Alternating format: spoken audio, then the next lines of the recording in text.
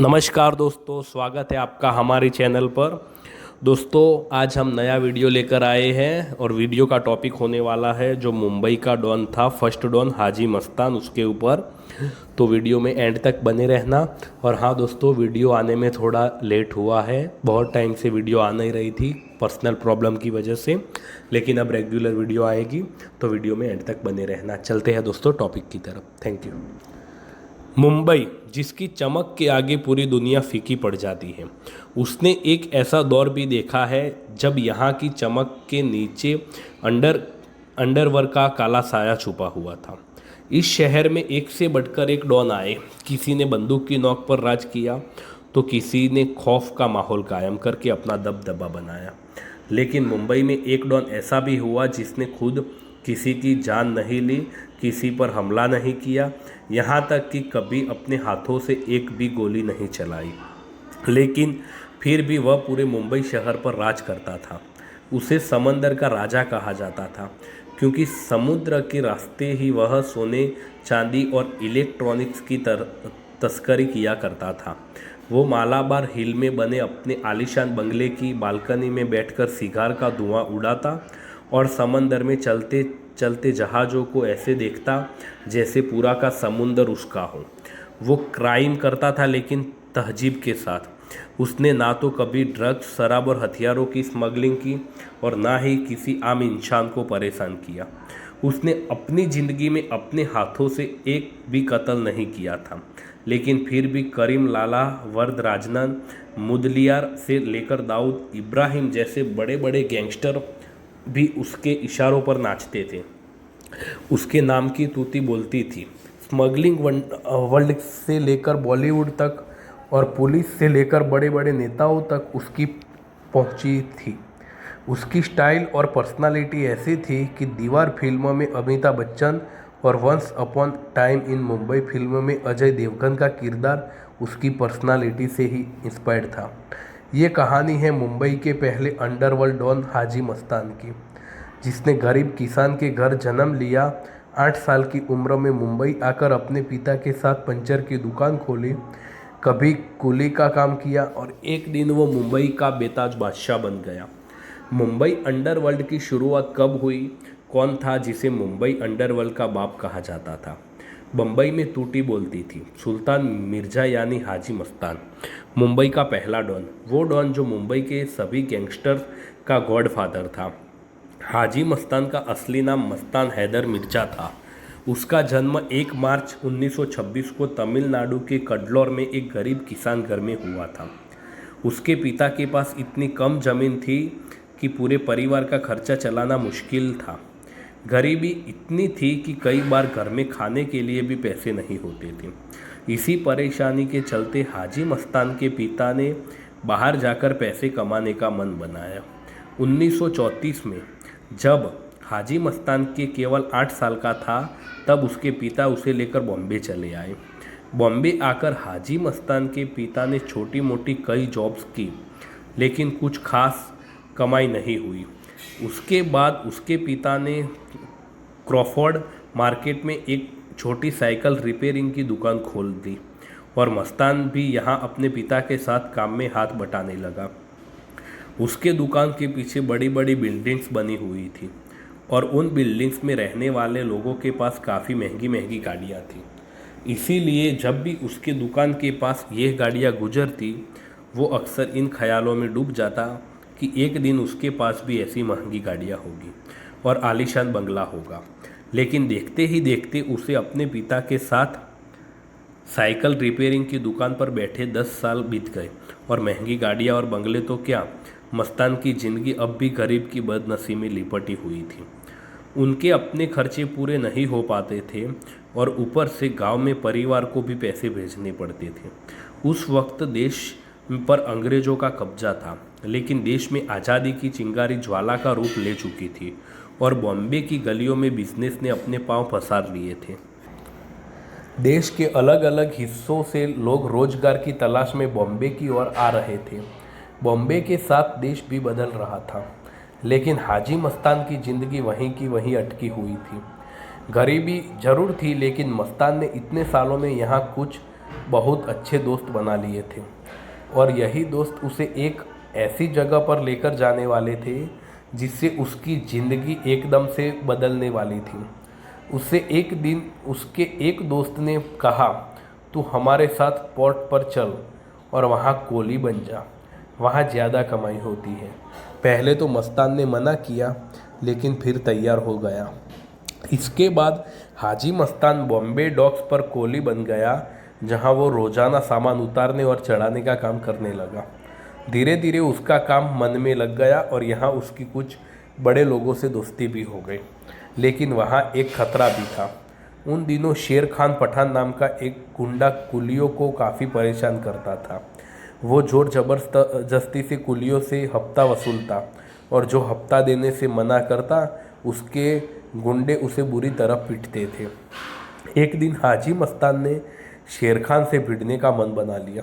अगली बार जब शेर खान अपने गुंडों के साथ हफ्ता वसूलने आया तो उसने देखा कि 10 गोली उसकी लगाई लाइन से गायब थी। इससे पहले कि वो कुछ समझ पाता, मस्तान और उसके 10 साथियों ने मिलकर शेर खान और उसके गुंडों पर हमला बोल दिया और सभी को बुरी तरह घायल कर दिया। किसी तरह शेर खान वहाँ से अपनी जान बचाकर भागा और फिर कभी कुलियों से हफ्ता वसूलने नहीं आया। इस पूरी घटना को आगे चलकर अमिताभ बच्चन की फिल्म दीवार में हूबहू फिल्माया गया था। हाजी मस्तान की निडरता को देखते वहाँ से सभी कुली को उसके अपना लीडर मानने लगे और यहीं से हाजी मस्तान का बॉम्बे का डॉन बनने का सफ़र शुरू हो गया। पोर्ट पर काम करते हुए एक दिन उसे एक दोस्त ने स्मगलिंग का आइडिया दिया।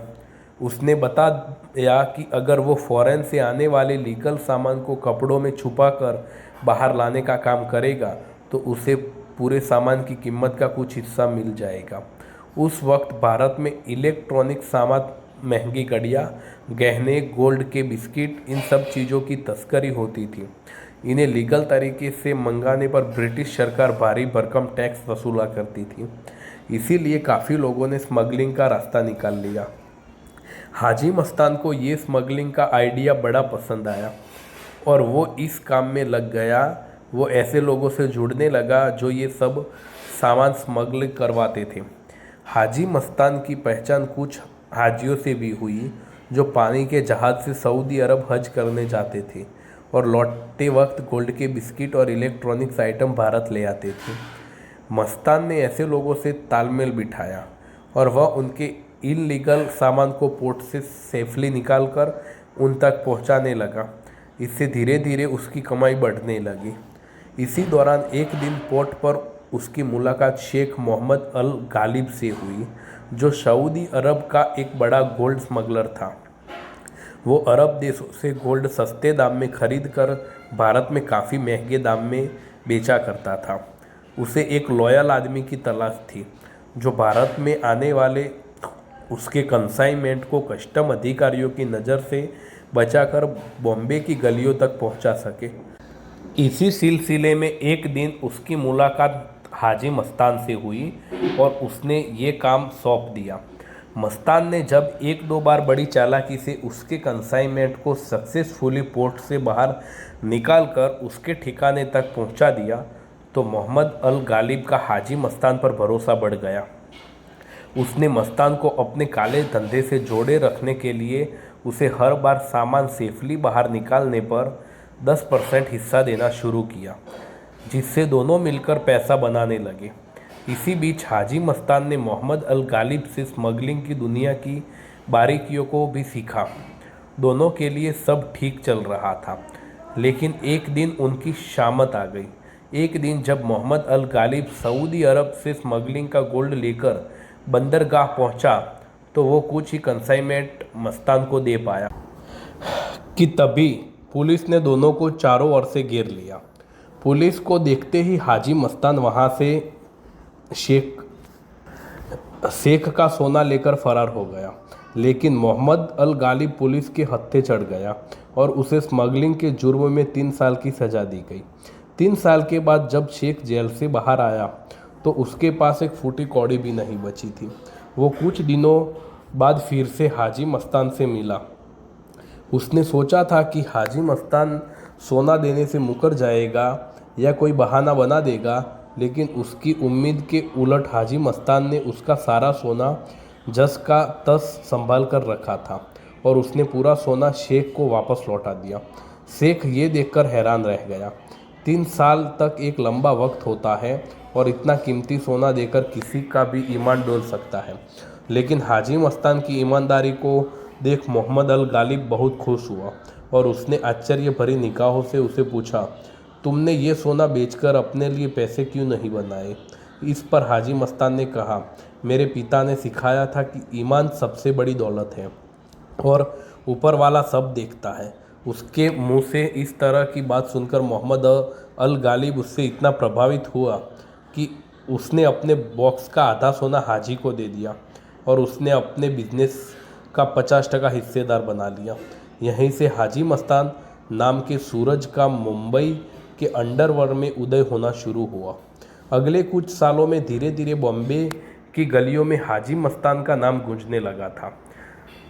कभी सड़कों पर पंचर बनाने वाला तो कभी कूली का काम करने वाला लड़का अब स्मगलिंग की दुनिया में एक ऐसा नाम बन चुका था जिसे लोग इज्जत से मस्तान भाई कहकर बुलाते थे।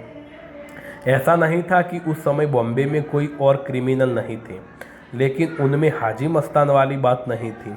उसके पास केवल स्मगलिंग का धंधा नहीं था, बल्कि उसके पास बोलने का, बात करने का, कुछ जगहों पर एथिकेट्स मेंटेन करने का लाजवाब तरीका था।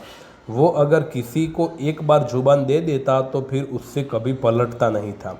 उसकी सबसे खास बात यह थी कि वह कोई भी काम बंदूक के बल पर करवाने के बजाय प्यार से बात करके मनवाने में विश्वास रखता था। जहां बाकी गैंगस्टर की सिर्फ खून और खौफ से डर फैलते थे, वहीं मस्तान बिना आम लोगों को नुकसान पहुंचाए अपने तरीकों से अंडरवर्ल्ड की दुनिया में एक मिसाल कायम कर रहा था। उसकी छवि बहुत लोगों के बीच किसी भी रॉबिन हुड की थी, क्योंकि वह समय समय पर लोगों की हेल्प किया करता था। साल 1956 में हाजी मस्तान की मुलाकात दमन के डॉन शुकुर नारायण बखिया से हुई। बखिया अपने भाई राज नारायण के साथ मिलकर मुंबई से लेकर दमन तक स्मगलिंग की दुनिया का बेताज बादशाह बन चुका था। इसीलिए हाजी मस्तान ने बखिया बंधुओं से दोस्ती कर ली और उनके जरिए अपना खुद का नेटवर्क और भी बढ़ा लिया। सिस्टम कुछ ऐसा था कि दुबई से आने वाला तस्करी का सामान दमन में उतरता था, जबकि अदन से आने वाला सामान बॉम्बे के पोर्ट पर उतरता था। सामान तो बखियों से बंधुओं का होता था, लेकिन उसकी निगरानी का जिम्मा मस्तान के हाथ में था। इसीलिए कुछ लोग उसे बखिया का शागिर्द मानते थे, लेकिन जल्द ही ये शागिर्द बराबर का हिस्सेदार बन गया। हुआ कुछ यूं कि बखिया ब्रदर्स में से एक राजन नारायण बखिया की मौत हो गई, जिसके बाद सूर नारायण बखिया अकेला पड़ गया। इतनी बड़ी स्मगलिंग लाइन को उसके लिए अकेले संभालना मुश्किल हो गया था। इसीलिए उसने हाजी मस्तान को अपने बिजनेस पार्टनर बना लिया। उसने दमन बंदरगाह को खुद हैंडल करने का फैसला लिया और बॉम्बे पोर्ट मस्तान के हवाले कर दिया। उस समय बॉम्बे में 2 और लोगों का सिक्का चलता था। उनमें से एक था वरदराजन मुदलियार उर्फ वर्धा भाई, जबकि दूसरा पठानों का सरदार करीम लाला। हाजी मस्तान को ये बात अच्छी तरह समझ आ चुकी थी कि बम्बई में अपनी बादशाहत कायम करनी है तो सिर्फ पैसे से कुछ नहीं होगा, इसके लिए मसल पावर भी चाहिए। लेकिन वह लड़ाई से नहीं बल्कि मिलजुल कर बॉम्बे पर राज करना चाहता था। इसीलिए उसने दोनों डॉन से झगड़ने की बजाय उसने हाथ मिलाने का फैसला किया। वरदराजन मुदलियार हाजी मस्तान की तरह तमिलनाडु से ही बिलोंग करता था, इसीलिए उनके बीच की पहली मुलाकात भी अपने आप में एक किस्सा है। एक बार वरदराजन को पुलिस ने कस्टम डॉक इलाके में एंटीना चुराने के आरोप में गिरफ्तार कर लिया था। पुलिस ने उसे अपनी कस्टडी में लेकर खूब धमकाया, लेकिन उसने चोरी के माल की जगह नहीं बताई। तभी वहाँ एक आदमी अपनी उंगलियों में 555 की सिगरेट दबाए हुए पहुँचा। उस आदमी के नाम की तूती बोलती थी, इसीलिए उसे देखते ही पुलिसकर्मी पीछे हट गए। वह आदमी सीधे वरदराजन मुदलियार के पास गया और उसके कान में धीमे से तमिल में कहा, वक्कम थलाईवार, इन दो शब्दों का मतलब था हेलो चीफ और वह आदमी था हाजी मस्तान। हाजी मस्तान को अपने पास देख वरदराजन हक्का बक्का रह गया। मस्तान ने वरदराजन से कहा, तुम एंटीना पुलिस को वापस कर दो, मैं वादा करता हूँ कि तुम इससे कहीं ज़्यादा पैसे कमाओगे। वर्दा ने पूछा, वो कैसे? हाजी मस्तान ने जवाब दिया, मैं चाहता हूँ तुम मेरे सोने के धंधे में पार्टनर बन जाओ। वर्दा हैरान रह गया। उसने फिर पूछा, इससे तुम्हें क्या मिलेगा? मस्तान ने जवाब दिया, तुम्हारी मसल पावर चाहिए ताकि मेरे काम में कोई अड़ंगा डालने की हिम्मत ना कर पाए। बस यहीं से एक नई अंडरवर्ल्ड फ्रेंडशिप की शुरुआत हो गई। इसके बाद मस्तान ने वरदराजन की दोस्ती करीम लाला से करवाई और तीनों ने मिलकर बॉम्बे के इलाकों में आपस में बांट लिया। साउथ बॉम्बे और वेस्ट बॉम्बे में मस्तान का कंट्रोल रहा और सेंट्रल बॉम्बे में वरदराज का और करीम लाला ने अपना दबदबा बनाया। उन तीनों ने मिलकर बॉम्बे में एक ऐसी बेमिसाल गठजोड़ बनाई जिसे कोई हिला नहीं सका। आगे चलकर जब वरदराजन की मौत हुई तो मस्तान ने एक प्राइवेट चार्टर्ड प्लेन हायर करके उसकी डेड बॉडी को मुंबई मंगवा कर अंतिम संस्कार करवाया था। जहां हाजी मस्तान विदेश से गोल्ड को स्मगलिंग करके इंडिया मंगवाता था तो वही वो भारत से विदेश में चांदी भेजता था।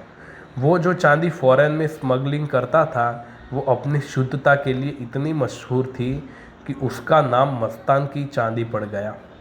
उसने इस तरह तस्करी करके करोड़ों कमाए और इस प्रक्रिया में अपने हाथों से किसी का कत्ल किए बिना ही वो बॉम्बे का पहला डॉन बन गया।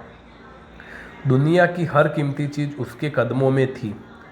कभी पंचर की दुकान पर बैठकर जिन महंगी गाड़ियों और आलीशान बंगलों का उसने ख्वाब देखा था वह सब कुछ अब उसके पास था। उसके बंगले के बाहर ज़रूरतमंद लोगों की भीड़ लगा करती थी जिनकी वह फरियाद सुनता और उन्हें पैसे देकर उनकी मदद करता। लोग उसके बारे में कहते कि हाजी मस्तान बेशक गुंडा है लेकिन शरीफ है। वो मालाबार हिल में बने अपने आलीशान बंगले की बालकनी में बैठकर सिगार का धुआं उड़ाता और समंदर में चलते जहाज़ों को ऐसे देखता जैसे पूरा समंदर उसका हो। दशकों बाद 2010 में once upon time in Mumbai नाम की एक फिल्म आई जिसमें अजय देवगन का किरदार हाजी मस्तान की पर्सनालिटी से ही इंस्पायर्ड था।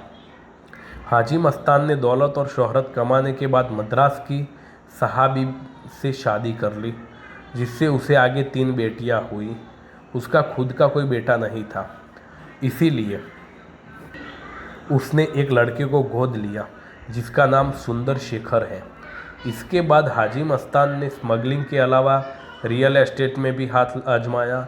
रियल एस्टेट के बिजनेस में भी उसके अपने साथ काम करने वाले यूसुफ पटेल से अनबन हो गई।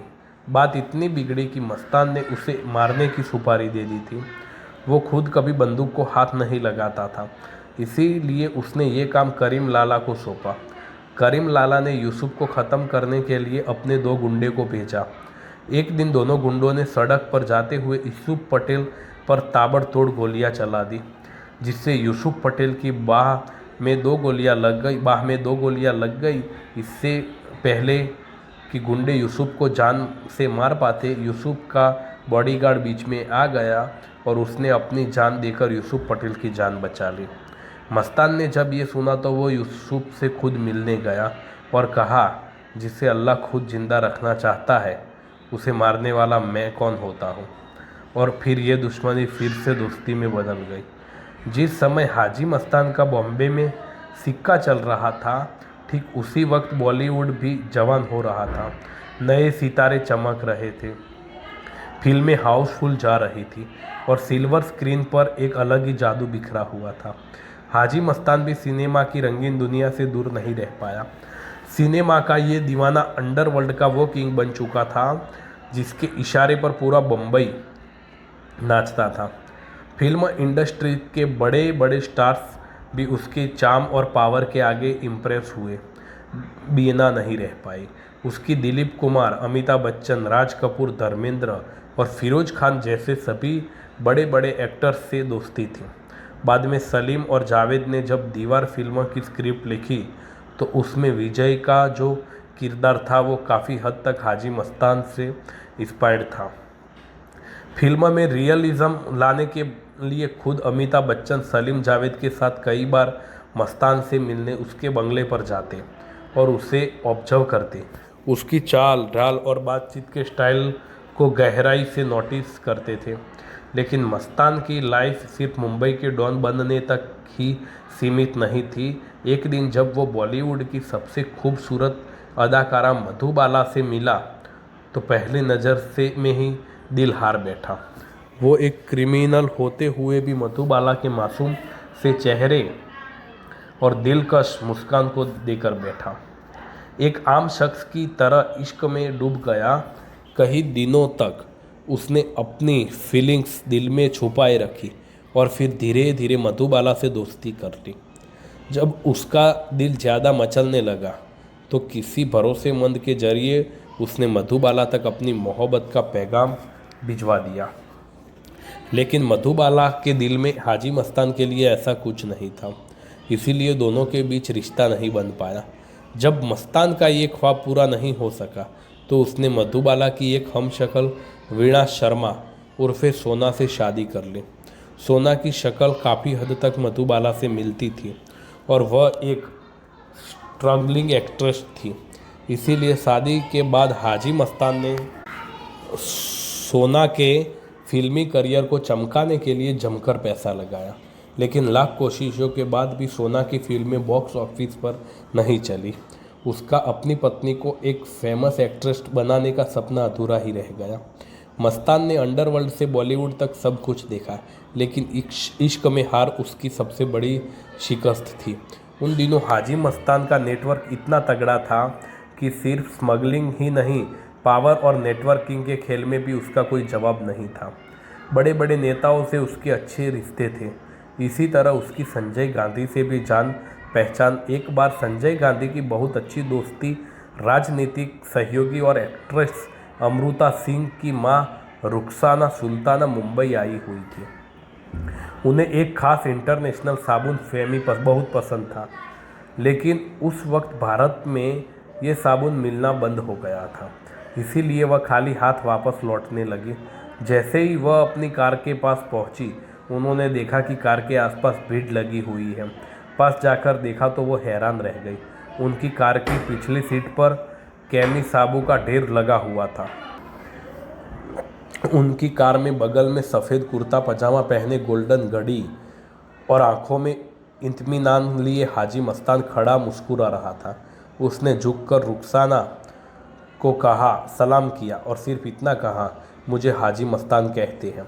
धीरे धीरे वक्त गुजरता गया और हाजी मस्तान का धंधा काफ़ी तेज, और अगर कभी माल उसके हाथ नहीं लगा तो वो हाजी मस्तान के इलाकों में घुसकर उसकी जल लीगल सामान को ढूंढ निकालता।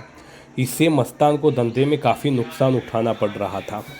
उसे सीधी टक्कर रास नहीं आई और उसने आखिरकार अपनी पॉलिटिकल पहुंच का इस्तेमाल करके उस कस्टम ऑफिसर का ट्रांसफ़र करवा दिया।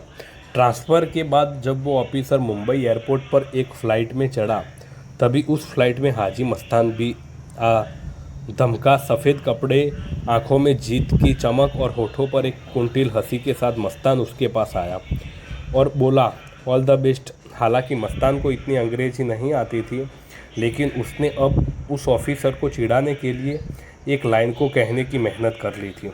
उसी साल हाजी मस्तान की महाराष्ट्र के एक मंत्री से अनबन हो गई। मंत्री जी नाराज़ होकर दिल्ली में धरने पर बैठ गए और खुलेआम ऐलान किया कि हर हाल में हाजी मस्तान की गिरफ्तारी होनी चाहिए। इसके बाद मजबूरन मुंबई पुलिस ने मस्तान को अरेस्ट तो कर लिया, लेकिन जेल नहीं ले गए। उसे कोल्हापुर के एक आलीशान गेस्ट हाउस में रखा गया, जहां हर वो आराम मौजूद था जिसकी मस्तान को आदत थी। साल 1975 में देश में बड़ा सियासी तूफान आया और इंदिरा गांधी ने देश में इमरजेंसी लगा दी। सरकार के आदेश पर जहां विपक्ष के बड़े नेताओं को जेल में भेजा गया, तो वहीं हाजी मस्तान को conservation of the foreign exchange and prevention of smuggling activities act के तहत स्मगलिंग के जुर्म में जेल में डाल दिया गया। ये पहला मौका था जब हाजी मस्तान को बाकायदा जेल जाना पड़ा था। ऐसा माना जाता है कि उसने इंदिरा गांधी को अपनी रिहाई के बदले पैसों की पेशकश भी की थी, पर किसी ने इस बात पर ध्यान नहीं दिया और उसे 18 महीनों तक जेल में रहना पड़ा। और जेल में ही उसकी मुलाकात एक करिश्माई शख्स जयप्रकाश नारायण से हुई, जिन्हें सब जेपी कहते थे। उनके पास ना दौलत थी और ना ही उन्हें कोई सत्ता की भूख थी, लेकिन फिर भी लोग उनके एक इशारे पर कुछ भी करने को तैयार रहते थे। मस्तान ने पहली बार महसूस किया कि उसकी आलीशान जिंदगी जयप्रकाश नारायण की शख्सियत के सामने कितनी छोटी है। जेपी की शख्सियत ने उसे अंदर से झकझोर कर दिया था। उसने जेपी से मुलाकात की और जेपी ने उसे जुर्म से नाता तोड़कर एक आम जिंदगी जीने की सलाह दी। जयप्रकाश नारायण की बातों का उस पर ऐसा असर हुआ कि उसने जेल से रिहा होते ही तस्करी की दुनिया को अलविदा कहने का मन बना लिया। इमरजेंसी लगने से पहले मस्तान ने कई विपक्ष के नेताओं को पुलिस से बचाने और भगाने में मदद की थी। इसीलिए बाद में जब देश में जनता पार्टी की सरकार बनी तो उस पर कोई केस नहीं चलाया गया। जेल से निकलने के बाद वह सबसे पहले हज पर गया और वापस आकर वह राजनीति के मैदान में उतर गया। उसने महाराष्ट्र के एक दलित नेता जोगेंद्र कावड़े के साथ मिलकर दलित मुस्लिम सुरक्षा महासंघ नाम की एक नई राजनीतिक पार्टी बनाई। वो मुस्लिम और दलितों को साधकर राजनीति में अपनी जगह बनाना चाहता था और इसी मकसद से 1984 में उसने चुनाव भी लड़ा, लेकिन ना तो वह खुद जीता और ना ही उसकी पार्टी एक भी कैंडिडेट को जीत नसीब हुई। 1990 में उसने अपनी पार्टी का नाम बदलकर दलित मुस्लिम अल्पसंख्यक और सुरक्षा महासंघ कर दिया। ट्रेजेडी किंग के नाम से मशहूर एक्टर दिलीप कुमार ने भी उसके लिए चुनाव प्रचार किया, लेकिन फिर भी उसकी किस्मत नहीं बदली। अंडरवर्ल्ड की दुनिया में अपने नाम का डंका बजाने वाला हाजी मस्तान राजनीति के मैदान में शिकस्त खा चुका था। उसे राजनीति में एक अध जीत के लिए पूरी जिंदगी तरसना पड़ा। भले ही इलेक्शन में उसकी पार्टी को कामयाबी नहीं मिली, लेकिन उसने चुनाव में काले धन का जमकर इस्तेमाल किया था। माना जाता है कि इसके बाद से ही चुनाव में भारी पैसा खर्च करने का चलन शुरू हुआ था।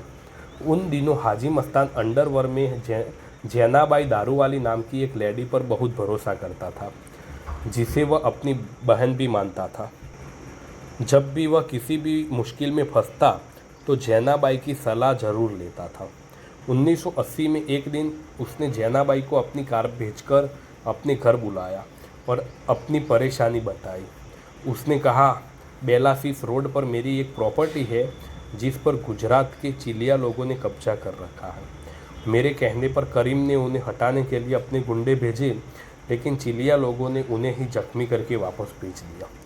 पूरी बात सुनने के बाद जैनाबाई ने कलम और कागज़ मंगवाया और कागज़ पर एक लकीर खींचकर मस्तान से बोली, क्या तुम इस लकीर को बिना छुए छोटा कर सकते हो?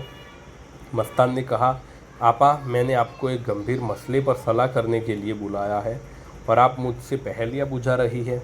इस पर जैनाबाई ने हंसते हुए कहा, एक बार फिर कलम उठाई और लकीर के बगल में एक और बड़ी लकीर खींचते हुए बोली, ये देखो, ऐसे लकीर को बिना छुए छोटा किया जा सकता है। जैनाबाई ने उसे समझाते हुए कहा कि तुम पठानों और दाऊद इब्राहिम के गैंग के बीच सुलह करके उन्हें एक कर दो। जब दोनों मिल जाएंगे तो वो मिलकर तुम्हारा काम खुद कर देंगे। मस्तान को बात जम गई और उसने अपने घर पर बम्बई के दोनों दुश्मन गैंग्स को बुला लिया। उसने कुरान पर हाथ रखवा कर दोनों से वादा करवाया कि आगे से वह आपस में खून खराबा नहीं करेंगे। फिर मस्तान ने उनको प्रॉपर्टी की परेशानी बताई। इसके बाद पठानों और दाऊद के गुंडों ने मिलकर चिलिया लोगों को उस जगह से हटने पर मजबूर कर दिया और बाद में उसी ज़मीन पर हाजी मस्तान ने मस्तान टावर्स नाम से एक आलीशान बिल्डिंग बनवाई। हाजी मस्तान का ये अंदाज था, उसने खुद कभी किसी पर गोली चलाए बिना अपना दबदबा कायम करके रखा था। उसने बहुत सारे लोगों की मदद भी की। उसके इसी अंदाज को बाद में आगे कई गैंगस्टर्स ने अपनाने की कोशिश की, लेकिन कोई भी मस्तान जैसा रुतबा नहीं बना पाया। उस समय डी कंपनी का सरगना दाऊद इब्राहिम भी मस्तान के लिए काम करता था। उस वक्त मुंबई में अरुण गावली और छोटा राजन जैसे कुछ और नाम भी उभर रहे थे, लेकिन अंडरवर्ल्ड के ताज के असली वारिस के तौर पर सिर्फ दाऊद इब्राहिम को देखा जाता था। दाऊद को हाजी मस्तान का शागिर्द भी कहा जाता था। मस्तान ने एक बार दाऊद इब्राहिम को एक नसीहत दी थी कि वह अपने काले धंधे का काम रात 9 बजे से सुबह 5 बजे के बीच निपटा लिया करें। इस वक्त लोग अपने घरों में होते हैं, इसीलिए जब वह आम लोगों के बीच नहीं आएगा तो पुलिस भी उसके काम के बीच नहीं आएगी। हाजी मस्तान ने अपनी ज़िंदगी में इसी तरह बिना आम लोगों को नुकसान पहुंचाए अपना धंधा किया था। इसके अलावा उसने कभी भी ड्रग्स, शराब और हथियारों की स्मगलिंग नहीं की थी। हालांकि फिर भी इस बात को नज़रअंदाज नहीं किया जा सकता कि चाहे वो शरीफ सही पर असल में एक गुंडा ही था जिसने गैरकानूनी तरीके से दौलत और शहरत कमाई थी। जब तक उसकी पकड़ थी अंडरवर्ल्ड उसके असूलों से चलता था, लेकिन बदलते वक्त के साथ उसकी ताकत धीरे धीरे कमज़ोर पड़ने लगी। उसके दोस्त वरदराजन की मौत हो चुकी थी और करीम लाला भी मुंबई से अपना बिजनेस समेटना शुरू कर चुका था। जैसे जैसे हाजी मस्तान कमज़ोर होता जा रहा था, वैसे वैसे दाऊद इब्राहिम अंडरवर्ल्ड अपना कदम बड़ा करता जा रहा था। आगे चलकर उसने हाजी मस्तान के गैंग को छोड़कर खुद को एक अलग गैंग बना लिया। उसने वह सब कुछ अपनाया जो मस्तान की नज़र में गुनाह था। फिल्म इंडस्ट्री से लेकर बिल्डरों तक से वह भारी पैसा वसूलता और इसी पैसों से अपनी ताकत बढ़ाता। कुछ ही सालों में दाऊद ने अंडरवर्ल्ड पर कब्जा जमा लिया और हाजी मस्तान की बादशाहत का अंत हो गया। 1994 में हाजी मस्तान की मौत हो गई और इस तरह मुंबई को अपनी महबूबा कहने वाला शख्स इस दुनिया से हमेशा के लिए रुखसत हो गया। थैंक यू दोस्तों।